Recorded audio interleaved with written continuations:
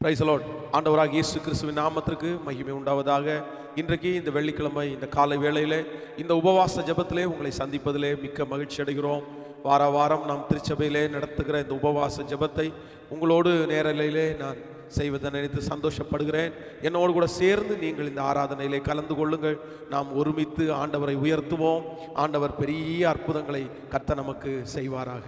நம்ம எல்லாரும் கண்களை மூடி ஆண்டவர் இந்த நாளை நமக்கு தந்ததற்காக உயிருள்ள வரை புகழ் பாட வேண்டும். இந்த கிறிஸ்தவ வாழ்க்கையில ஆண்டவரோடு கூட ஓட்டத்தை ஆரம்பிச்ச நம்முடைய வாழ்க்கையில மிக ஆசீர்வாதமான ஒரு ஓட்டம் என்ன அப்படின்னா, கடைசி வரை விழாம கடைசி வரைக்கும் அவரோட ஓடுற ஓட்டம் தான் மிக வெற்றியான ஓட்டம். ஆனால் சில நேரங்களில் நம்முடைய வாழ்க்கையில் தடுமாற்றங்கள் நமக்கு வரும்போது நம்மை அறியாமலே நமக்கு எப்போவுமே கிறிஸ்தவ வாழ்க்கையில் ஒரு வெற்றியை ஒரு டைம் அடைஞ்சிட்டோம், ஒரு டைம் ஆண்டவரோட நெருங்கிட்டோம் அப்படின்னா திரும்ப ஆண்டவர் இல்லாமல் நம்மளால் வாழவே முடியாது. அதனால தான் சங்கீதக்காரன் சொல்லும்போது ரொம்ப அழகாக சொல்கிறாரு, ஆண்டவரே சுத்த இருதயத்தை என்னிலே சிருஷ்டியும், நிலைவரமான ஆவியை என் உள்ளத்துக்குள்ளே புதுப்பி. ஸோ அந்த நிலைவரம் அப்படின்றது மிகப்பெரிய ஆசீர்வாதமான ஒன்று. விழாம ஆண்டவரோட கையை பிடிச்ச அந்த ஒற்றுமையை கடைசி வரையிலையும் காப்பாற்றுகிறவர்கள் தான் பாக்கியவான்கள். ஒரு அருமையான ஒரு சாட்சி ஒன்று என் இருதயத்தை ரொம்ப தொட்ட ஒரு சாட்சி. ஒரு வயதான ஒரு தகப்பனாருக்கு இந்த வேதம் எழுதுகிற பழக்கம் அவருக்கு இருந்துச்சாம். இன்னைக்கு வாசிக்கிற இந்த வேத பகுதியை ஒரு நோட்டில் அவர் இன்னைக்கு வாசிச்சதை அப்படியே எழுதிடுவார். அதான் அவருடைய பழக்கம். அப்போ அவர் டெய்லி அந்த வசனத்தை எழுதிட்டு நைட்டில் ஜெபம் பண்ணிட்டு படுத்து தூங்குவாராம். அன்றைக்கு அவர் எழுதும் போது எழுதினாராமாம், நல்ல போராட்டத்தை போராடினேன், ஓட்டத்தை முடித்தேன், விசுவாசத்தை காத்து கொண்டேன், இது முதல் நீதியின் கிரீடம் எனக்காக வைக்கப்பட்டிருக்கிறது என்கிற அந்த வசனத்தை அது இடையில வர வசனம் தான், நிருபத்தில் அந்த வசனத்தை அவர் எழுதினாராம். அவர் எழுதும் போதே அவர் கொஞ்சம் டயர்டாக இருந்த மாதிரி இருந்துச்சாமா. சரி, ஓகே, இன்றைக்கு நம்ம எழுதின வசனம் இவ்வளோ போதும் அப்படின்னு சொல்லிட்டு பேனாவை எடுத்து மூடி அந்த பேப்பரில் அந்த புக்கில் வச்சுட்டு அவர் படுத்துட்டாராம். அடுத்த நாள் காலையில் அவங்க பிள்ளைங்க அப்பா அப்பா அப்படின்னு எழுப்பும் போது அவர் அங்கே இல்லை, அவருடைய உயிர் அங்கே இல்லை, அவர் பரலோகத்துக்கு போயிட்டார். அப்போ அந்த பிள்ளைகள் எல்லாம் அவர் எழுதின அந்த புத்தகத்தை திறந்து பார்க்கும்போது ஆச்சரியப்பட்டார்லாமா. அவர் இந்த உலகத்திலே கடைசியாக எழுதின வார்த்தை, நல்ல போராட்டத்தை போராடினேன், ஓட்டத்தை முடித்தேன், விசுவாசத்தை காத்து கொண்டேன், இது முதல் நீதியின் கிரீடம் எனக்காக வைக்கப்பட்டிருக்கிறது. இந்த சத்தத்தை கேட்கிற அன்பு தேவனுடைய பிள்ளைகளே, நானும் அதற்காக தான் ஆசைப்படுறேன், நீங்களும் அதற்காக தான் ஆசைப்படுறோம். நம்ம எல்லாரும் இந்த கிறிஸ்தவ வாழ்க்கையை துவங்கிட்டோம், ஆண்டவரோடு உள்ள வாழ்க்கையை நம்ம ஆரம்பிச்சிட்டோம், நம்ம பிரயாணம் பண்ணி கொண்டு இருக்கிறோம். ஆனால் ஒருவேளை இந்த பிரயாணத்தை நான் முடிப்பேனா என்கிற ஒரு டவுட் கூட உங்களுக்கு இருக்கலாம். இல்லை, நம்ம எல்லாரும் எதற்காக பிரயாசப்பட போறோம், எதற்காக ஜெபிக்க போறோம்னா, ஆண்டவரே கடைசி வரையிலும் உம்மோடு துவங்கின இந்த ஓட்டத்தை உங்களோட முடிக்கணும் ஆண்டவரே, அந்த பலன் எனக்கு தாங்க ஆண்டவரே. பணம் காசு இல்லைன்னா கூட பரவாயில்ல, உங்க பிரசன்னத்துக்குள்ளேயே வாழ்ந்து, உங்க பிரசன்னத்துக்குள்ளேயே நடந்து, உங்க பிரசன்னத்துக்குள்ளேயே மரிச்சிடணும். அதுதான் இந்த உலகத்திலே இருக்கிறதுலே மிகப்பெரிய ஆசீர்வாதம். அதான் நான் அடிக்கடி ஆண்டவரத்துல ஜெபம் பண்ணுவேன், ஆண்டவரே ஊழியத்துக்கு வந்துட்டேன், என் உயிரை எடுக்கும்போது அப்படியே பிரசங்கம் பண்ணிட்டே இருக்கும்போது கூட அப்படியே பரலோக ராஜ்யத்துக்கு போற மாதிரி கூட நீங்க என்னை எடுத்துக்கங்க ஆண்டவரே. ஆனா ஒரு நாள் கூட உங்க சமூகத்தை விட்டு தூரத்துல போயிட்டு இந்த உலகத்தை விட்டு நான் வந்துடக்கூடாது. மரிக்கும் போது, இந்த உலகத்தை விட்டு பிரியும் போது உம்மோட இணைஞ்ச வாழ்க்கை எனக்கு வேண்டும் என்று கேட்கிறேன். ஸோ நீங்களும் அந்த வார்த்தையை ஆண்டவரத்துல கேளுங்க. 16வது வசனத்திலிருந்து நம்ம வாசிக்க போகிறோம். அதற்கு அவன், பயப்படாதே, அவர்களோடு இருப்பவர்களை பார்க்கிலும் நம்மோடு இருக்கிறவர்கள் அதிகம் என்றான். அப்பொழுது எலிசா விண்ணப்பம் பண்ணி, கர்த்தாவே, இவன் பார்க்கும்படி இவன் கண்களை திறந்தருளும் என்றார். உடனே கர்த்தர் அந்த வேலைக்காரனின் கண்களை திறந்தார். இதோ எலிசாவை சுற்றிலும் அக்கினிமயமான குதிரைகளாலும் ரதங்களாலும் அந்த மலை நிறைந்திருக்கிறதை அவன் கண்டான். நன்றாய் கவனிங்கள் ஆண்டவருடைய பிள்ளைகளே, இன்றைக்கு நாம் ஒரு நல்ல ஆண்டவருடைய வார்த்தையை நம்ம தியானிக்க போகிறோம். இந்த 2 ராஜாக்களுடைய புஸ்தகம் 6ஆம் அதிகாரத்திலே நீங்கள் வாசிக்கும் போது தீர்க்கதரிசி ஆகிய எலிசாவின் மூலமாய் செய்யப்பட்ட அற்புதத்தை குறித்து இந்த இடத்துல நம்ம வாசிக்கிறோம். எலிசா உள்ளே இருக்கிறார். அவனுடைய வேலைக்காரன் காலையிலே அதிகாலையிலே அந்த வீட்டினுடைய கதவை திறக்கும் போது அவனுக்கு ஒரு மிகப்பெரிய ஷாக், அவனுக்கு மிகப்பெரிய ஒரு பயப்படுத்துகிற ஒன்று அவனுக்காய் காத்திருக்கிறது. என்னன்னா, அவர்களுடைய வீட்டை சுற்றி ரதங்களும் குதிரை வீரர்களும் அப்படியே சூழ்ந்து நிற்கிறார்கள். எதற்காக சூழ்ந்து நிற்கிறார்கள் சொன்னா, எலிசாவையும் இவர்களையும் எல்லாரையும் சிறைபிடித்து கொண்டு போகிறதற்காக நிற்கிறார்கள். சீரியருடைய இராணுவத்திலே பேசிக்கொள்ளுகிற சில விஷயங்கள் இங்கே இஸ்ரவேல் நாட்டிலே அந்த ராஜாவுக்கு தெரிகிறதுனால அந்த சீரியனுடைய ராஜா சொல்றாரு, யார் நம்மத்திலே உளவாளி இருக்கிறான், இங்க நடக்கிற விஷயத்தை எல்லாம் போய் இஸ்ரவேல் ராஜாவுக்கு யார் சொல்லுகிறது? அவர்கள் சொல்லுகிறதுனால தான் அந்த ராஜா நம்ம எந்த இடத்துல போய் அவங்கள தாக்கலான்னு நினைக்கிறோமோ அந்த இடத்துல அவன் ஆட்களை விட்டு நம்மை அவன் மடங்கடித்து விடுகிறான். அப்படி சொல்லும் போதுதான் அவனுடைய சீரியா நாட்டினுடைய அந்த தளபதிகள் சொல்லுகிறார்கள், நம்ம நினைக்கிறது மாதிரி நம்முடைய ஆட்கள் உளவாளிகள் யாரும் இல்லை, அவங்களுக்குள்ளே ஒரு தீர்க்கதரிசி ஒருத்தன் இருக்கிறான், நம்ம இங்க பள்ளி அறையில பேசி கொண்டிருக்கிறத அவன் அந்த ராஜாவுக்கு தெரியப்படுத்துறான், அதனாலதான் நம்மளை தோற்று போறோம். அந்த ஒரே ஒரு நபரை நம்ம பிடிச்சா போதும், அந்த ஒரே ஒரு நபரை நம்ம தூக்கிட்டோம் அப்படின்னா கிளியரா ஈஸியா இந்த ராஜாக்களை நம்ம ஜனங்களை பிடிச்சிடலாம் அப்படின்னு அவன் சொல்றான். சொல்லும் போது அந்த சீரியா நாட்டிலே இருக்கிற அந்த ராஜா தன்னுடைய இராணுவங்களை அனுப்பி இந்த எலிசாவுடைய வீட்டிலே எலிசாவை இப்ப கடத்துகிறதற்காக அக்னி அந்த ரதம் குதிரை வீரர்களோடு நிற்கிறார்கள். காலையில கேயாசி பார்க்கும்போது பார்த்தா அத்தனை பேரும் சூழ்ந்து இருக்கிறாங்க. உடனே இவன் அப்படியே கத்துறான். தேவனுடைய மனுஷனின் வேலைக்காரன் 15வது வசனம், அதிகாலமே எழுந்து வெளியே புறப்படுகையில் இதோ இராணுவமும் குதிரைகளும் ரதங்களும் பட்டணத்தை சுற்றி கொண்டிருக்க கண்டான். அப்பொழுது வேலைக்காரன் அவனை நோக்கி, ஐயோ என் ஆண்டவனே, என்ன செய்வோம் என்றான். ஸோ அவனுக்கு பயங்கரமான பயம் வருது. இந்த மாதிரி சூழ்நிலையில என்ன பண்றதுன்னே தெரியலையே, இவ்வளவு பேர் நம்மளை சுற்றி நிற்கிறார்களே. ஸோ அந்த நெருக்கமான ஒரு நேரத்தில் தீர்க்கதரிசி செய்த ஒரு 2 காரியங்களை குறித்து இன்றைக்கு உங்களோடு பேசி உங்களுக்காக ஜெபிக்கிறதற்கு ஆசைப்படுகிறேன். ஆண்டவருடைய பிள்ளைகளே, சுற்றிலும் இப்பொழுது நெருக்கம். அவனை கொல்லுவதற்காக, அவனை அழைத்து கொண்டு போவதற்காக, அவனை கடத்துவதற்காக ஆட்கள் வந்திருக்கிறார்கள். அப்போ அந்த நெருக்கமான ஒரு சூழ்நிலையில ஒரு தேவனுடைய பிள்ளை செய்த காரியம் அவர்களை அந்த நெருக்கமான சூழ்நிலையிலிருந்து அப்படியே எடுத்து போட்டது. ஒருவேளை இன்றைக்கு இந்த சத்தத்தை கேட்கிற அன்பு தேவனுடைய பிள்ளையே, நீங்கள் நெருக்கத்திலே இருக்கலாம். உங்களை சுற்றி அதே போல எப்படி இந்த தீர்க்கதரிசியினுடைய வேலைக்காரனை பயப்படுத்தினதோ அதே போல உங்களை பயப்படுத்துகிற அநேக சக்திகள் உங்களுக்கு எதிராய் நிற்கலாம். நீங்கள் பயந்து போய் இருக்கலாம். இந்த நெருக்கமான சூழ்நிலையை எப்படி கையாளுவது என்று உங்களுக்கு தெரியாமல் நீங்கள் திகைத்து போகலாம். ஆனா இந்த நெருக்கமான சூழ்நிலையை தேவனுடைய ஊழியக்கார கடந்தது போல நாம் கடப்போமே ஆனால் இந்த சூழ்நிலை நமக்கு தோல்வியாய் அல்ல, வெற்றியாகவே அமையும் என்கிறதுல எந்த சந்தேகமே இல்லை. ஹல்லேலூயா. நம்பர் 1, முதலாவதாக ஒரு தேவனுடைய பிள்ளையே, இந்த நெருக்கமான இந்த சூழ்நிலையிலே ஒரு தேவனுடைய மனுஷன் செய்த காரியத்தை குறித்து வேதத்தில் வாசிக்கும் போது நீங்கள் 16வது வசனத்தை வாசிக்கும் போது வேதம் சொல்லுகிறது, அதற்கு அவன், பயப்படாதே, அவர்களோடு இருப்பவர்களை பார்க்கிலும் நம்மோடு இருக்கிறவர்கள் அதிகம். பயப்படாதே, அவர்களோடு இருப்பவர்களை பார்க்கிலும் நம்மோடு இருப்பவர்கள் அதிகம். கவனிங்கள் ஆண்டவருடைய பிள்ளைகளே, நெருக்கமான நேரத்திலே இந்த தேவனுடைய ஊழியக்காரன், தேவனுடைய தீர்க்கதரிசி, வேதம் சொல்லுகிறது, விசுவாசமான வார்த்தைகளை பேசுகிறார். நம்மோடு இருப்பவர்கள் அதிகம், நம்மோடு இருப்பவர்கள் அதிகம். நம்பர் 1, முதலாவதாக ஒரு தேவனுடைய பிள்ளையினுடைய வாழ்க்கையிலே நெருக்கமான சூழ்நிலைகள் வரும்போது, உங்களை சுற்றி நெருக்கம் இருக்கும்போது நீங்கள் என்ன செய்ய வேண்டும் என்றால் விசுவாசமான வார்த்தைகளை பேச வேண்டும். அநேக தேவனுடைய பிள்ளைகளுடைய வாழ்க்கையில சுற்றி நெருக்கங்கள் இருக்கும்போது நிறைய பேருக்கு அவிசுவாசமான வார்த்தைகள் தான் வரும். ஐயோ என்ன செய்யறதுன்னு தெரியலையே, இந்த மாதிரி ஒரு சூழ்நிலை வந்துருச்சு, இத்தனை ஆயிரம் பேர் நமக்கு விரோதமாய் நிற்கிறாங்களே, இவ்வளோ பெரிய பிரச்சனை நமக்கு முன்பாக நிற்கிறதே, இவ்வளோ பெரிய மனிதன் நமக்கு முன்பாக நிற்கிறானே, இவ்வளோ பெரிய வியாதி நமக்கு முன்பாக இருக்கிறதே, இது ஒரு பெரிய பிரச்சனை ஆயிடுச்சு.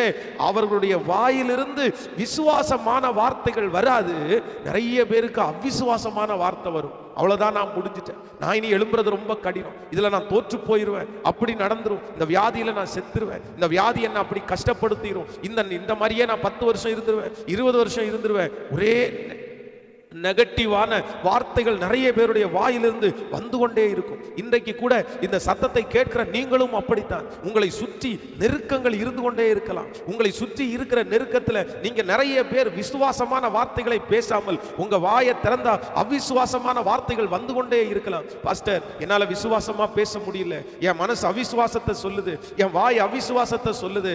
இல்ல இல்ல இல்ல, ஒரு தேவனுடைய பிள்ளை நெருக்கமான சூழ்நிலையை ஜெயிக்க வேண்டும் என்றால் முதலாவதாக என்ன வார்த்தையை பேசணும் அப்படின்னா, விசுவாசமான வார்த்தைகளை பேசுங்க. இயேசு என் கூட இருக்கிறார், இயேசு எனக்கு பரிகாரி, அவரால் முடியாத பிரச்சனை என்று எதுவும் இல்லை, அவரால் சகலமும் முடியும், அவர் சகலத்தையும் செய்ய வல்லவர், அவர் செய்ய நினைத்தது தடைபடவே தடைபடாது, அவர் பெரியவர் அல்லவா, அவர் எனக்காக செய்யாமல் வேறு யாருக்காக செய்ய போறார். இப்படி விசுவாசமான வார்த்தைகளை நீங்கள் பேசுவீர்களே, ஆனால் நான் நம்புறேன், விசுவாசம் நம்பப்படுகிறவர்களின் உறுதியும் காணப்படாதவர்கள் நிச்சயமாக இருக்கிற அந்த விசுவாசம் உங்களை கனப்படுத்தும். அந்த நெருக்கமான சூழ்நிலையிலிருந்து உங்களை கைதூக்கி விடும் என்கிறதுல எந்த சந்தேகமே இல்லை. ஆமென், ஹல்லேலூயா. சோ ஒரு தேவனுடைய பிள்ளைக்கு நெருக்கமான சூழ்நிலையிலே மிக தேவையான ஒன்று என்ன அப்படின்னா, விசுவாசமான வார்த்தையை ஆண்டவருடைய பிள்ளைகள் பேச வேண்டும். நீங்கள் யோபுவின் புஸ்தகத்தில் எடுத்து வாசிப்பீர்களே, ஆனால் வேதம் சொல்லுகிறது, யோபுனுடைய சொத்துக்கள் எல்லாம் போனது, யோபுனுடைய பிள்ளைகள் எல்லாம் இறந்து போனார்கள், அவனுடைய சரீரத்திலே பலவீனம் வந்தது. அந்த மாதிரி நெருக்கமான நேரத்திலே யோபுனுடைய மனைவியால விசுவாசமா பேச முடியல. இனி எத்தனை நாள்? ஆனால் மரணம் என்கிறது சாதாரணமானது அல்ல. நம்முடைய வீடுகளிலே ஒரு மரணத்தை பார்த்தாலே நம்மளாலே அப்படியே ஜீவனோட இருக்க முடியாது, அவ்வளோ கஷ்டமா இருக்கும். நம்மோடு கூட வளர்ந்த, நம்மோடு கூட சாப்பிட்ட, நம்மோடு கூட தூங்கின யாராவது ஒரு நபர் மரித்து போனாலே அது நம்மளால தாங்கிக்கவே முடியாது. அந்த நபரை குறித்து நமக்கு ஞாபகம் எத்தனை வருடமானாலும் அந்த நம்முடைய வீட்டில் ஒரு மரணம் வந்துருச்சுன்னா அதனுடைய தாக்கம் அதிகமாக இருக்கும். ஆனால் இந்த வீட்டில் ஒரு மரணம் அல்ல, தன்னுடைய எல்லா பிள்ளைகளையும் ஒரே நாளிலே சாக கொடுத்தான். அவனுடைய மனசு எப்படி இருக்கும்? அதனால தான் அவனுடைய மனைவியினுடைய மனது அப்படியே உடைஞ்சு போய் தான் அவங்க பேசுறாங்க. இல்லை இனி ஆனா அந்த மாதிரி சூழ்நிலை வந்த போதிலும் வேதம் சொல்லுகிறது, யோபு தன்னுடைய வாயை திறந்து அவிசுவாசமா பேசவே இல்லை. தேவனுடைய கையிலே நன்மையை பெற்ற நாம் தீமையை பெற வேண்டாமோ? கர்த்தர் கொடுத்தார், கர்த்தர் எடுத்தார், கர்த்தருடைய நாமத்திற்கு ஸ்தோத்திரம். என் தோல் முதலானவைகள் அழுகி போனாலும் நான் அவரை பார்ப்பேன், அந்நிய கண்கள் அல்ல, என் கண்களே அவரை காணும். அவர் என்னை கொன்று போட்டாலும் அவர் மேல் நம்பிக்கையாய் இருப்பேன். இப்படி விசுவாசமான வார்த்தைகள், விசுவாசமான வார்த்தைகள். தேவரீர், நீர் சகலத்தையும் செய்ய வல்லவர், நீ செய்ய நினைத்தது ஒன்றும் தடைபடாது. இப்படிப்பட்ட விசுவாசமான வார்த்தையை பேசினதுனாலே அந்த நெருக்கமான சூழ்நிலைகளை கர்த்தர் மாற்றி அவனை 2 மடங்கு ஆசீர்வதித்தார். இன்றைக்கு இந்த சத்தத்தை கேட்கிற யாரோ ஒருத்தரிடத்துல ஆண்டவர் தெளிவாய் பேசுகிறார். மகளே, நீ அதிகமான அவிசுவாசமான வார்த்தைகளை பேசுகிறாய். மகனே, நீ அதிகமாய் அவிசுவாசமான வார்த்தையை பேசுகிறாய். உன்னை சுற்றி இருக்கிற நெருக்கம், உன்னை சுற்றி இருக்கிற சூழ்நிலை, உன்னை சுற்றி இருக்கிற மனிதர்கள், உன்னை சுற்றி இருக்கிற பிரச்சனையை பார்த்து பார்த்து நீ அவிசுவாசமாய் பேசி பேசி ஒவ்வொரு நாளும் கீழே போய் கொண்டிருக்கிறாய். ஆனா ஆண்டவர் இன்றைக்கு உன்னை தட்டி கொடுத்து சொல்லுகிறார், உன் பக்கத்துல வந்து சொல்லுகிறார், உன் கரத்தை பிடித்து சொல்லுகிறார், உன் வாயினாலே அவிசுவாசமாய் பேசாதே, நெகட்டிவாய் நீ பேசாதே. இந்த சூழ்நிலையில ஆண்டவர் என்னை நிறுத்துவார் என்று விசுவாச அறிக்கை செய்வாயானால் உன்னை தூக்கி நிறுத்துகிற ஒருவர் உண்டு என்று ஆண்டவர் இன்றைக்கு உங்களுக்கு திருவளம் பற்றுகிறார். எனக்கு தெரிந்த ஒரு தேவனுடைய ஊழியர், அவர் திடீரென்று ஒரு சூழ்நிலையினாலே கடன் பிரச்சனையினாலே மாட்டப்பட்டார். அவர் கடன் வாங்கக்கூடாது, ஆனால் அவர் கடன் வாங்கி நிறைய இடங்களிலே தன்னுடைய கடனை கட்ட முடியாமல் ரொம்ப கஷ்டப்பட்டார். அப்பொழுது அவருடைய திருச்சபையில் இருக்கிற நிறைய பேர் வந்து, நீங்களே கடனோட இருக்கிறீங்க, நீங்க கடனோட சேர்ந்து எங்களை ஆசீர்வதிச்சா நாங்களும் கடன்காரங்களா தான் மாறிடுவோம் அப்படின்னு சொல்லி அவரை வெறுக்க ஆரம்பித்தார். எங்களுக்கு நீங்கள் பாஸ்டராக இருக்க வேண்டாம் அப்படின்னு அவரை துரத்துனாங்க. அப்போ கடன்காரங்க வந்து அவருக்கு இருக்கிற வண்டியெல்லாம் எடுத்துட்டு போயிட்டாங்க. ரொம்ப அவமானப்பட்டார். தேவனுடைய சமூகத்தில் அப்படியே கடந்து போய் ஜெபிக்க ஆரம்பித்தார். ஆண்டவரே, நீர் ஆசீர்வதிக்கிறதற்கு வல்லவர், நீர் என்னை உயர்த்துறதற்கு வல்லவர். அப்பொழுது ஒரு விசை அவர் ரொம்ப ரொம்ப மோசமான இந்த மாதிரி சூழ்நிலை போய் கொண்டிருக்கும் போது ஒரு கன்வென்ஷன் கூட்டத்துக்கு சரி அட்டன் பண்ணலான்னு தான் போனார். அந்த கூட்டத்தில் வந்து அவர் வந்து அந்த கூட்டம் நடக்கும்போது போய் அந்த கூட்டத்தில் ஜெபம் பண்ணி அந்த வசனத்தை கேட்டுட்டு வரலான்னு சொல்லி யாருக்கும் தெரியாமல் அந்த இடத்துல அந்த கூட்டத்துக்கு போனார். ஆனால் அந்த கூட்டத்தில் போய் உட்கார்ந்து இவர் ஆண்டவரை ஆராதிச்சுட்டு இருக்கும்போது அந்த கூட்டத்திலே பிரசங்கம் பண்ணுகிற பிரசங்கியார், ஸ்பெஷல் கெஸ்ட், இவரை தூரத்திலிருந்து பார்த்தாங்க. தூரத்தில் இருந்து பார்த்த உடனே அவரை கண்டுபிடிச்சிங்க வா அப்படின்னு கூப்பிட்டாரு. நீ எப்படி இருக்க அப்படின்னு கேட்டாரு. நல்லா இருக்கிறாயா அப்படின்னு. உடனே அந்த அந்த ஸ்பெஷல் கெஸ்ட் சொன்னாராமா, கூடி இருக்கிற எல்லார்ட்டையும் சொன்னாராமா, இன்னைக்கு நான் உங்களுக்கு பிரசங்கம் பண்ண போறதில்ல, இன்னைக்கு பிரசங்கம் பண்றதற்கு ஆண்டவர் ஒரு வார்த்தையை கொடுத்து ஒரு தேவ மனுஷனை அனுப்பி இருக்கிறாரு, அவரை நான் உங்களுக்கு இன்ட்ரோடியூஸ் பண்ண போறேன்னு சொல்லி ஆராதனையை அட்டன் பண்ண போன இந்த நபரை இன்ட்ரோடியூஸ் பண்ணி இவர் தான் இன்னைக்கு பிரசங்கம் பண்ணுவாரு அப்படின்னு சொன்னாராமா. இவருக்கு ரொம்ப ஷாக் ஆயிடுச்சு. ஆண்டவரே, நானே கடன் பிரச்சனையினால உடஞ்சு போய் ஆண்டவருடைய வார்த்தையை கேட்கலான்னு தான் வந்தேன், ஆனா இந்த இடத்துல நீங்க என்ன பிரசங்கம் பண்ண வைக்கிறீங்களே.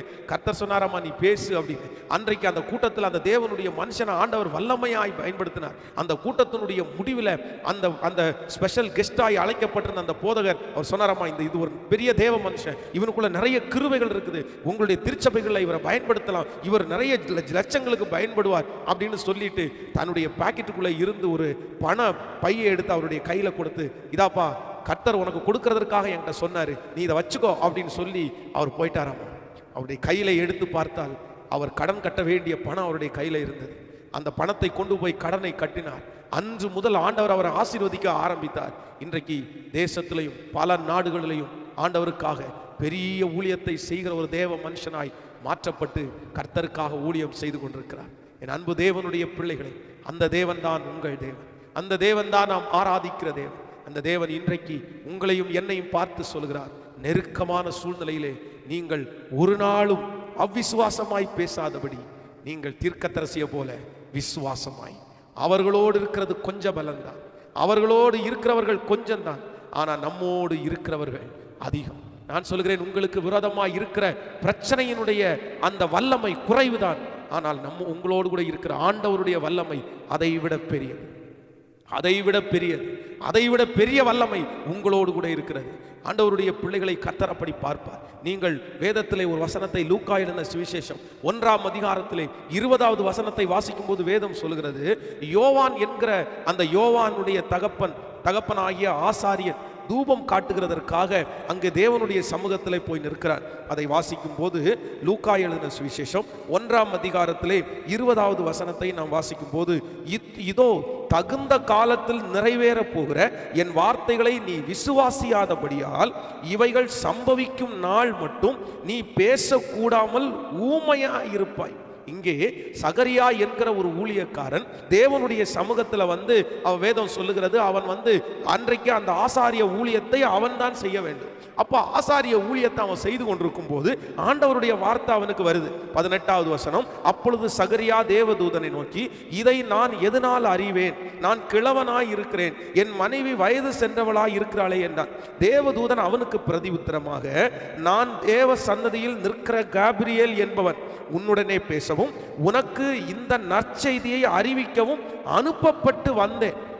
காபிரியேல் தூதன் இந்த மாதிரி தகுந்த காலத்தில் உனக்கு ஒரு பிள்ளை பிறக்க போகுது, அவன் தேவனுக்கு வழிகாட்டுகிறவனா இருப்பான் அப்படின்னு நல்ல தீர்க்க தரிசனத்தை சொல்லும் போது, இந்த தீர்க்க தரிசனத்தை இந்த சகரியா தேவனுடைய ஊழியக்காரன் அவர் நம்ப மாட்டார். அவர் உடனே அவிசுவாசமா பேசுவார்.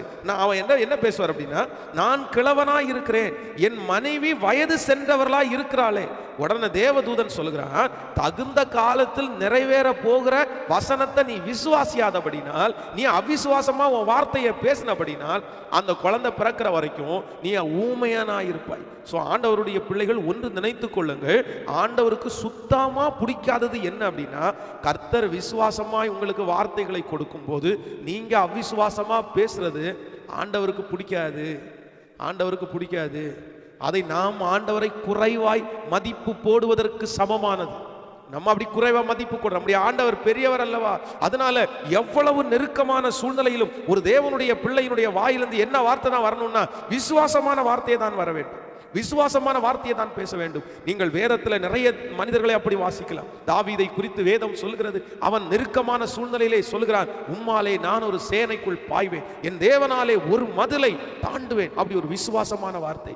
எஸ்தரை குறித்து வேதத்தில் வாசிக்கும் போது வேதம் சொல்லுகிறது, நான் இவ்விதமாய் சட்டத்தை மீறி ராஜாவினத்திற்கு பிரவேசிப்பேன், நான் செத்தாலும் சாகிறேன் அப்படின்ற ஒரு விசுவாசமான அறிக்கை. தானியேலை குறித்து வேதம் சொல்லுகிறது, சிங்கங்கள் அவனை சேதப்படுத்தாதபடிக்கு அவனுக்குள்ள ஒரு மிகப்பெரிய விசுவாசமான வார்த்தை.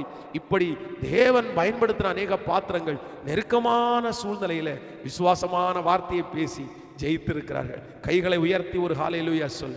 சோ இன்று ஆண்டவருடைய பிள்ளைகளை எத்தனை பேர் ஒப்பு கொடுக்க போகிறீர்கள்? எத்தனை பேர் நீங்கள் ஜெபிக்க போகிறீர்கள்? ஆண்டவரிடத்தில் சொல்லுங்கள், ஆண்டவரே, நான் தான் அப்படிப்பட்ட நபர், எனக்காக தான் இந்த வார்த்தையை பேசுகிறேன், நான் தான் நிறைய அவிசுவாசமாய் பேசிக்கொண்டே இருக்கிறேன். என் சூழ்நிலையை பார்க்கும்போது, எனக்கு முன்பாக இருக்கிற நெருக்கத்தை பார்க்கும்போது எனக்குள்ள அவிசுவாசமாய் பேசிக்கொண்டே இருக்கிறது, என் சிந்தை அவிசுவாசமாய் பேசுகிறது, என் இருதயம் அவிசுவாசமாய் பேசிக்கொண்டே இருக்கிறது. ஓ, இப்பொழுது ஆண்டவருடைய சமூகத்தில் நீங்கள் இருக்கிற இடங்களிலே, நீங்கள் இதை பார்த்து கொண்டிருக்கிற இடத்திலே ஒப்பு கொடுத்து இப்பொழுதே உங்களுடைய இருதயம் விசுவாசமாய் பேச ஆரம்பிக்கட்டும். விசுவாசமாய் பேசி ஆரம்பிக்கட்டும். ஆண்டவரே, நீர் பெரியவர், ஆண்டவரே, நீர் யாவையும் செய்து முடிக்க வல்லவர், நீ செய்ய நினைத்தது ஒன்றும் தடைபடாது என்று உங்களுடைய இருதயம் அவருடைய அவிசுவாசத்தினாலே அல்ல, விசுவாசத்தினால் நிரம்பட்டும். சோ நம்பர் 1, ஒரு தேவனுடைய பிள்ளை நெருக்கமான சூழ்நிலையில நீங்க என்ன பண்ணணும் அப்படின்னா, விசுவாசமான வார்த்தைகளை நீங்க பேசுங்க. கொஞ்சம் கடினமா தான் இருக்கும். எப்படி பாஸ்டர் அப்படின்னு இல்ல, விசுவாசமாய் பேசிக்கொண்டே இருப்போம். ஆண்டவர் நம்முடைய வார்த்தையை கனப்படுத்துகிறவர், நம்மை நிறுத்த வல்லவரா இருக்கிறார். ஆமென். நம்பர் 2, இரண்டாவது ஒரு காரியத்தை கூட உங்களுக்கு சொல்லி உங்களுக்காக ஜெபித்து நான் முடிக்க ஆசைப்படுகிறேன். இந்த இடத்திலே, இந்த நெருக்கமான சூழ்நிலையிலே ஒரு மிகப்பெரிய ஜெயத்தை தேவனுடைய தீர்க்கதரிசி பெற்றுக்கொள்றதற்கு என்ன காரணம் என்று நீங்க வேதத்தில் வாசிக்கும் போது 16வது வசனத்தை நீங்கள் வாசிப்பீர்களே ஆனால், ஸ்தோத்திரம், 2 ராஜாக்களிலே 6ஆம் அதிகாரம், 2 ராஜாக்கள் 6ஆம் அதிகாரம் 16வது வசனம், அதற்கு அவன், பயப்படாதே, அவர்களோடு இருப்பவர்களை பார்க்கிலும் நம்மோடு இருக்கிறவர்கள் அதிகம். கவனிங்க, இந்த இடத்துல 2 பேரும் பார்க்கிறார்கள். வேலைக்காரனும் பார்க்கிறான், தீர்க்கதரிசியும் பார்க்கிறார். ஒரு நெருக்கமான சூழ்நிலை, எதிராக இப்பொழுது பெரிய பெரிய ஆட்கள் நின்று கொண்டிருக்கிறார்கள், ரதங்களோடு நின்று கொண்டிருக்கிறார்கள், குதிரை வீரர்கள் நின்று கொண்டிருக்கிறார்கள். அவங்க 2 பேருமே பார்க்கிறாங்க. அவரும் பார்க்கிறாரு, அந்த வேலைக்காரனும் பார்க்கிறான். ஆனா இவங்க 2 பேருடைய பார்வையிலையும் வித்தியாசம் இருக்குது. என்ன அப்படின்னா, இந்த வேலைக்காரன் இந்த நெருக்கமான சூழ்நிலையிலே எதிரியை தான் பார்க்கிறான். தனக்கு முன்னாடி நிற்கிற எதிரியை பார்த்துட்டான். ஐயோ, ரதங்களோட வந்து நிற்கிறாங்க, குதிரை வீரர்களோட வந்து நிற்கிறாங்க. ஆனா தேவனுடைய மனுஷன் எதிரியை பார்க்கல. யாரை பார்த்தான் அப்படின்னா, அக்கினிமயமான குதிரை வீரர்களோடு நிற்கிறவர்களை. அதான், இதோ ராணுவம் குதிரை ரதங்களும் பட்டணத்தை சுற்றி கொண்டிருக்க கண்டான். அப்பொழுது வேலைக்காரன் அவனை நோக்கி, ஐயோ என் ஆண்டவனே, என்ன செய்வோம் என்றான். அப்பொழுது அவன், பயப்படாதே, அவர்களோடு இருப்பவர்களை பார்க்கிலும் நம்மோடு இருப்பவர்கள் அதிகம். நீங்கள் 17வது வசனத்தினுடைய பின்னணியை வாசிக்கும் போது, அந்த வேலைக்காரன் கண்களை திறந்தார். இதோ எலிசாவை சுற்றிலும் அக்கினிமயமான குதிரைகளாலும் ரதங்களாலும் அந்த மலை நிறைந்திருக்கிறதை அவன் கண்டான். ஹல்லேலூயா. ஆண்டவருடைய பிள்ளைகளே, எலிசா வெளியே வந்து பார்க்கும்போது அவனுடைய கண்ணுக்கு எதிரி தெரியல, தன்னை காப்பாற்ற வந்த தேவனுடைய தூதர்கள், அக்கினி ரதமான குதிரை வீரர்களோடு இருக்கிற அந்த சேனையை அவன் கண்டான். இன்றைக்கு ஆண்டவருடைய பிள்ளைகளே, இன்னைக்கு இந்த சத்தியத்தை, இந்த ஜெபத்திலே, இந்த செய்தியை கேட்கிற உங்களுடைய வாழ்க்கையிலே, பாஸ்டர், நீங்க சொல்றது உண்மைதான் பாஸ்டர், என்னை சுற்றிலும் அந்த பிரச்சனை மட்டும்தான் என் கண்ணுக்கு தெரிகிறது. உங்களை சுற்றி அந்த பிரச்சனை மட்டும்தான் உங்க கண்ணுக்கு தெரியும். அப்படியே கண்ணை நிறைய பேருக்கு கண்களை மூடி தூங்குறதற்காக ஆயத்தப்படும் போது கூட பாருங்க, கண்ணு தான் மூடி இருக்கும், ஆனா சிந்தைக்குள்ள அவங்களுடைய பிரச்சனை தான் ஞாபகம் வரும். அப்படியே கண்ணு பிரச்சனையை மட்டும்தான் பார்க்கும், வெளியே போனா பிரச்சனையை மட்டும்தான் பார்க்கும். ஐயோ, என் கண்ணில் முழுக்க முழுக்க என்னுடைய வாழ்க்கையினுடைய முடிவு மட்டும்தான் தெரியுது, தோல்வி மட்டும்தான் தெரியுது. அப்படி என்கிற அந்த காரியத்தோடு போராடி கொண்டிருக்கிற ஆண்டவருடைய பிள்ளையே, உங்களுடைய கண்கள் பிரச்சனையை பார்க்கிறதை நிறுத்தட்டும், தேவையை பார்க்கிறதை நிறுத்தட்டும், அந்த எதிரியான மனுஷனை பார்க்கிறதை நிறுத்தட்டும். எப்பொழுது ஆண்டவர் உங்களுக்கு அற்புதம் செய்வார் என்றால், நெருக்கத்தில் இருக்கிற உங்களை கர்த்தர் எப்பொழுது விடுதலை கொடுப்பார் என்றால், நீங்கள் எப்பொழுது பிரச்சனையை பார்க்கிறதை நிறுத்தி அந்த பிரச்சனையின் நடுவிலே இருக்கிற தேவனை நீங்கள் பார்க்கிறீர்களோ, அப்பொழுதே உங்களுக்கு அற்புதம் நடக்க ஆரம்பித்து விட்டது என்று நான் தீர்க்க தரிசனமாய் உங்களுக்கு சொல்லுகிறேன். நிறுத்துங்க, பிரச்சனையை பார்க்கறத நிறுத்துங்க, தேவையை பார்க்கறத சரி இருக்கட்டும், அதை விடுங்க, ஆண்டவரை பாருங்க. ஆண்டவருடைய பிள்ளைகள் கர்த்தரை நோக்கி வேதம் சொல்கிறது, அவர்கள் அவரை நோக்கி பார்த்து பிரகாசம் அடைந்தார்கள், அவர்களுடைய முகங்கள் வெட்கப்படவே இல்லை. நீங்கள் வேதத்தில் ஜெயித்த ஒவ்வொரு பரிசுத்தவான்களும் எப்படி ஜெயிச்சிருக்காங்கன்னா, அவங்க பிரச்சனையை பார்த்ததுனால அல்ல, பிரச்சனையிலிருந்து விடுதலை கொடுக்கிற கர்த்தரை பார்த்ததுனால தான் ஜெயிச்சிருக்காங்க. அதனால தான் அவங்க பெரிய வெற்றி அடைந்தார்கள், வேற எதனாலையுமே இல்லை, வேற எதனாலையுமே இல்லை. இன்றைக்கு இந்த சத்தத்தை கேட்கிற அன்பு தேவனுடைய பிள்ளையே, இன்றைக்கு கர்த்தர் உங்களுக்காக தான் பேசி கொண்டிருக்கிறார். இந்த நெருக்கத்திலிருந்து உன்னை விடுதலையாக்க நான் விரும்புகிறேன். உன்னுடைய கண்கள் நேராய் நோக்க கடவுது. உங்க கண்கள் என்ன பார்க்கட்டும்? வேதம் சொல்லுது அவ்வளவு பெரிய அக்னி, நான் ஃபர்ஸ்ட் சொன்னது போல 7 மடங்கு அக்னி எரித்து கொண்டிருக்கிறது. ஆனா அங்க கொண்டு போய் போட போனவங்க செத்து விடுறாங்க. ஆனா வேதம் சொல்லுகிறது இல்ல இல்ல, அங்க ஒருத்தர் காப்பாற்றுவதற்காக அங்க நிற்கிறார். நீங்கள் அறியாத ஒருவர், நீங்கள் உங்கள் கண்களுக்கு தென்படாத ஒருவர், நான் நம்புறேன், தீர்க்க தரிசனமா சொல்றேன் சிஸ்டர், பிரதர், அந்த பிரச்சனையின் நடுவில் இருக்கிறார், அந்த தேவையின் நடுவில் இருக்கிறார். நீங்க தான் அவரை பார்க்கல. இஸ்ரவேல் ஜனங்கள் எகிப்திலிருந்து கிளம்பி இப்பொழுது செங்கடலுக்கு முன்பாக நிற்கிறார்கள். அங்கே பார்வோனுடைய சேனை துரத்தி கொண்டு வருகிறது. இங்கே செங்கடல் எதிராய் நிற்கிறது. அவருடைய கண்களுக்கு பார்வோனும் செங்கடலும் மட்டும்தான் தெரிகிறார்கள். பார்வோனுடைய சேனை செங்கடல் மட்டும்தான் தெரிகிறது. மோசையை பார்த்து முறுமுறுக்கிறார்கள், எங்களுக்கு எகிப்திலே பேதர் குழிகள் இல்லை என்றா இங்க கொண்டு வந்தீங்க அப்படின்னு எல்லாரும் அப்படியே கத்துறாங்க. அவங்களுக்கு வேற எதுவுமே தெரியல. ஆனா வேதம் சொல்லுது அந்த அவங்களுக்கு அவங்க கண் இது ரெண்டையும் தான் பார்த்துருச்சு. ஆனா ஆண்டவர் செங்கடலின் நடுவிலே அவர்களுக்காக ஒரு வழியை ஆயத்தம் பண்ணியிருந்தார். நான் நம்புறேன் அதன் நடுவில் கர்த்தர் இருந்தார். இன்றைக்கு இந்த சத்தத்தை கேட்கிற உங்களுக்கும் அப்படித்தான் சொல்லுகிறேன். உங்க கண்ணு அங்க பாக்குது, உங்க கண்ணு பின்னாடி பாக்குது, இந்த பக்கமும் வழி இல்லை, இந்த பக்கமும் வழி இல்லை, இந்த பக்கம் நெருக்கம், இந்த பக்கம் நெருக்கம், உங்க கண்ணு இது ரெண்டையும் தான் பார்த்துட்டு இருக்குது. ஆனா ஆண்டவர் சொல்றாரு இல்ல இல்ல, உங்க கண்கள் பார்க்கிறது பொய், இன்னொரு வழி இருக்கிறது, இன்னொரு தேவன் இருக்கிறார். அந்த சூழ்நிலை, அந்த பிரச்சனை, உங்க மகளுடைய பிரச்சனை, உங்க மகனுடைய பிரச்சனை, அந்த பிசினஸ் பிரச்சனையில ஒருவர் நின்று கொண்டிருக்கிறார், ஒருவர் அங்கே வழியை ஆயத்தம் பண்ணி இருக்கிறார், ஒருவர் அங்கே காரியத்தை கைகூடி வர பண்ணுகிறார், ஒருவர் ஒரு காரியத்தை வைத்துக் கொண்டு நிற்கிறார். இன்றைக்கு இந்த சத்தத்தை கேட்கும் போதே ஆண்டவரே என் கண்களை திறந்தருளும், ஆண்டவரே என் கண்களை திறந்தருளும், உங்களை நான் பார்க்கணும், நீங்க அந்த பிரச்சனை நடுவில் நிற்கிறத நான் பார்க்கணும், இந்த தேவை நடுவில் நிற்கிறத என் கண்கள் பார்க்கணும்னு நீங்க ஜபிக்க ஆரம்பிப்பீர்களே, ஆனால் உங்க கண்களை ஆண்டவர் திறப்பாரு. நீங்க பார்ப்பீங்க அந்த செங்கடல் நடுவிலே இஸ்ரவேல் ஜனங்களை நடந்து போக பண்ணினவர் உங்களையும் இந்த சூழ்நிலையின் நடுவே நடந்து போக பண்ணுவார், நடந்து போக பண்ணுவார். என் தேவன் அவ்வளவு பெரியவர். ஹல்லேலூயா. எத்தனை பேர் விசுவாசிக்கிறீங்க? ஆண்டவரே, ஆண்டவருடைய பிள்ளைகளே. சோ நம்பர் 2, இரண்டாவது, ஒரு தேவனுடைய பிள்ளை நெருக்கமான சூழ்நிலையில உங்க கண்கள் நெருக்கத்தை அல்ல, பிரச்சனையே அல்ல, யாரை பார்க்கணும் அப்படின்னா அந்த பிரச்சனையின் நடுவிலே நமக்கு உதவி செய்கிற தேவனாகிய கர்த்தரை. நீங்கள் யோவான் எழுதின சுவிசேஷம் 11ஆம் அதிகாரத்தில் 11வது வசனத்தை வாசிக்கும் போது வேதம் சொல்லுது, எல்லாருமே லாசருவை மரித்தவர்களாய் தான் பார்த்தார்கள். அதான் லாசரு மரிச்சு போனான், லாசரு மரிச்சு போன, மரியாள் எல்லாருமே லாசரு மரிச்சு போனவங்களா தான் பார்த்தாங்க. ஆனா வேதம் சொல்லுது இயேசு அப்படி பார்க்கல. இயேசு எப்படி பார்த்தாரு அப்படின்னா அவனுடைய சீசரிடத்துல சொல்லும் போது சொல்றாரு, அவனை நான் எழுப்ப போறேன் அப்படின்னு சொல்றேன். அவன் தூங்கிட்டு இருக்கிறாப்பா, நான் எழுப்ப போறேன். அவருடைய பார்வையை பார்த்தீர்களா? இன்றைக்கு உங்களையும் ஆண்டவர் அப்படித்தான் கர்த்தர் அழைக்கிறார். எல்லாரும் ஆண்டவருடைய சமூகத்துல நீங்க ஒப்பு கொடுங்கன்னு நான் நம்புறேன். ஆண்டவரே என் கண்கள் உண்மையே நோக்கி பார்க்கட்டும். ஹல்லேலூயா. நெருக்கமான சூழ்நிலையில உங்களை சுற்றி இருக்கிற நெருக்கத்தை அதை விட்டுட்டு உதவி செய்கிற ஒரு தேவனை இன்றைக்கு உங்கள் கண்கள் பார்க்குமே ஆனால், இன்றைக்கு உங்கள் கண்கள் பார்க்குமே ஆனால் பெரிய அதிசயம், பெரிய அற்புதத்தை நீங்கள் காண்பீர்கள், நீங்கள் காண்பீர்கள். கோலியாத்தை குறித்து வேதத்தில் நீங்கள் வாசிக்கும் போது தாவீது கோலியாத்திற்கு முன்பாய் போய் நிற்கிறார். அங்கே இருக்கிற எல்லா ஜனங்களும் கோலியாத்தை மட்டும்தான் பார்க்கிறார்கள். ஜனங்கள் கோலியாத்தை பார்க்கிறார்கள், சவுல் ராஜா கோலியாத்தை பார்க்கிறார், எல்லாருமே கோலியாத்தை தான் பார்க்கிறாங்க. ஆனா தாவீது மட்டும் யாரை பார்த்தான் அப்படின்னா கோலியாத்தை மட்டும் பார்க்கலங்க, கோலியாத்தை ஜெயிக்க போகிற கர்த்தர் கோலியாத்துக்கு பின்னாடி நிற்கிறதா அவன் பார்த்தான். நீங்க அது எனக்கு ரொம்ப ஆச்சரியமா இருக்கும். நான் அடிக்கடி திருச்சபையில சொல்லியிருக்கிறேன். பொதுவாக நீங்கள் கோலியாத் எப்படி விழுந்தான் என்று பார்க்கும்போது வேதம் சொல்லுது முகம் குப்புற விழுந்து செத்தானா, முன்னாடி அப்படி விழுந்து. ஆனா இந்த இந்த நீங்க படத்துல பிக்சர்ல கூட பார்க்கும்போது தாவீது தன்னுடைய கவனில கல்லை வைத்து சுத்தி அடிக்கும் போது அவனுடைய நெற்றியில் அது பட்டுச்சாம். பொதுவாக ஒன்று நினைத்துக் கொள்ளுங்கள், இந்த பக்கத்துல இருந்து இப்படி தட்டுனா அடிச்சா எல்லாரும் இப்படி பின்னாடி தான் விழுவாங்க, யாரும் முன்னாடி விழ மாட்டாங்க. ஆனா கோலியாத்து முன்னாடி விழுந்திருக்கிறார். நான் என்ன நம்புறேன் அப்படின்னா, முன்னாடி தாவீது அடிச்சிட்டான், பின்னாடி கர்த்தர் அடிச்சிட்டேன், பின்னாடி கர்த்தர்னு ஒரு தட்டு தட்டினார், அதனால முன்னாடி விழுந்திருக்கிறார். சோ ஒரு தேவனுடைய பிள்ளைகளுக்கு இந்த தாவீதை போல அப்படிப்பட்ட அறிவு உங்களுக்கு வேண்டும், அப்படிப்பட்ட அறிவு உங்களுக்கு வேணும்.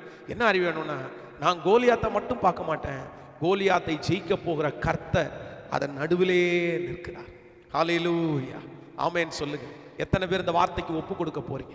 ஆண்டவர் உங்க கூட இருக்கிறார். இன்றைக்கு ஆண்டவர் உங்களுடைய கண்களை திறக்க விரும்புகிறார். இன்றைக்கு உங்களுடைய வாயின் வார்த்தைகளை கர்த்தர் மாற்ற விரும்புகிறார். நெருக்கத்தில் இருக்கிற அநேக தேவனுடைய பிள்ளைகளை கர்த்தர் விசாலத்தில் வைக்க போகிறார். உங்கள் நெருக்கம் வெகு சீக்கிரத்திலே மாறப்போகிறது. நீங்கள் அநேகருக்கு சாட்சி சொல்ல போகிறீர்கள். ஆண்டவர் உங்களை சாட்சியாய் நிறுத்த போகிறார். வழியே இல்லை என்று நினைக்கிற அநேகருக்கு ஆண்டவர் இன்றைக்கு தீர்க்க தரிசனமாய் சொல்லுகிறார், இல்லை, வழி உண்டு. 7 வழி அடைக்கப்பட்டாலும் ஆண்டவர் உங்களுக்காக திறக்கிற வழி இருக்கத்தான் செய்கிறது. கர்த்தர் திறந்த வழியை யாராலும் அடைக்க முடியாது. வழி உண்டு. நீங்கள் நினைக்கிறீர்கள் இனி வாசல் இல்லை, இனி வழி இல்லை, இனி வழியே இல்லை, எல்லா வழிகளும் போனது. ஆனால் கர்த்தர் சொல்கிறார், இல்லை, வழி உண்டு. ஆண்டவருடைய வழிகள் உங்களுக்கு தெரியாததுனாலே இல்லை என்று நினைக்காதீர்கள். S Lord. எல்லாரும் ஆண்டவருடைய சமூகத்தில் அப்படி கண்களை மூடலாம். Thank you holy spirit. ஆண்டவருடைய சமூகத்தில் ஒப்பு கொடுங்கள். ராஜா, என் கண்களை திறந்தருளும் என்று கெஞ்சுங்கள். இந்த சத்தத்தை யார் கேட்கிறீர்களோ அவர்கள் சொல்லுங்கள், என் கண்களை திறந்தருளும், என் கண்களை திறந்தருளும். ஹல்லேலூயா. என் கண்களை திறந்தருளும், என் கண்களை திறந்தருளும். ஹல்லேலூயா.